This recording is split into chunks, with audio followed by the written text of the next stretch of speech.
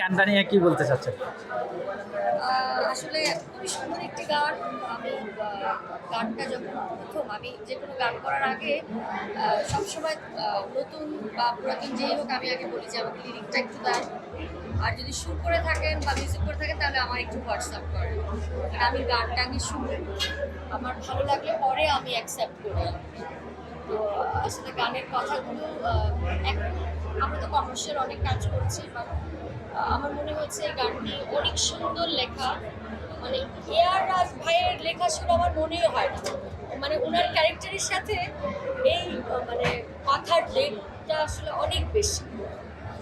তো আমি প্রথমে গানটা শোনার পরে আমি বলছি যে ভাই খুবই ভালো গান হয়েছে। তো আমাকে বললো যে আপনার জন্য একটা গিফট আছে। কি গিফট বলেন? বলে কি এটা আপনার সঙ্গে ডুয়েট করবে আগুন ভাই। তখন বললাম যে এটা তো শোনাই সোহাগা হয়ে গেল। মানে আমি আসলে আহ, পরিচিত মুখদের মধ্যে আমি কয়েকজনের সঙ্গে ডুয়েট করেছি, নতুনদের সাথে আমি কাজ করেছি। আমার সৌভাগ্য হয়েছিল এরপদার সাথে কাজ করার। তারপরে আমি মনির ভাইয়ের সাথে ডুয়েট করেছি। তারপরে আমি আকিব ভাইয়ের সাথে ডুয়েট করলাম। তো মানে ব্যাপারটা হচ্ছে যে আমি নতুনদের সাথে কাজ করেছি, কিন্তু পুরাতন শিল্পীদের সঙ্গে কাজ করার তো একটা সবার কিন্তু আকাঙ্ক্ষা থাকে যে যাদের গান শুনে বড় হয়েছে সেই মানুষগুলোর গান করতে পারলে বেশি হয়। তো আকিব ভাইয়ের সঙ্গে এই প্রথম 2025 সালে আমার মনে হবে যে এটা আমার এই একটা দিন স্পেশাল। 6 ফেব্রুয়ারি ডায়েরিতে লিখে রাখতে হবে স্পেশাল দিন।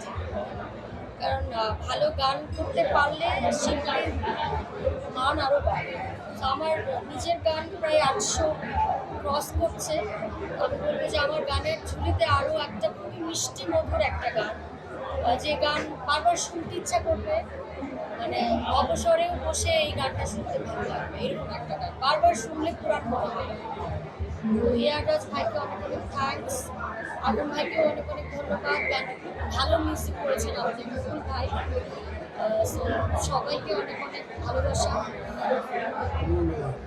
আরও বলবো যে সবাই একটু প্রচার করুক সবার জায়গা থেকে। আর জার্নালিস্ট ভাইদের উদ্দেশ্যে বলবো যে ভাই আপনারা উঠাইতেও পারেন, নামাইতেও পারেন। সো আপনারা একটু উঠিয়ে দেন, গানটা একটু সবার মুখে মুখে হয়ে যায়। আচ্ছা, বাস্তব জীবনে কেমন হয়েছে সালমান, যে আমি তোমাকে হারালে বলিব, এরকম কি হয়েছে? বাস্তব জীবনে বলতে আপনার ভাইয়াকে বলেছি আমি তোমারে হারালাম। তো আসলে আমার শুধু না, আমার মনে হয় যে প্রত্যেকটা মানুষের যেহেতু পার্সোনাল একটা জায়গা আছে, আপনাদেরও তো নিশ্চয় ঘরে ভাবিরা আছে। সো ভাবিদেরকে তো যখন ফ্রি হন বলেন তো যে আমি তোমারে হারালাম। যখন 2-3টা বাচ্চা কাচ্চা হয়ে যায় তখন কিন্তু আপনারা তো বাইরের দুনিয়া সামলান, ঘরে গেলে কিন্তু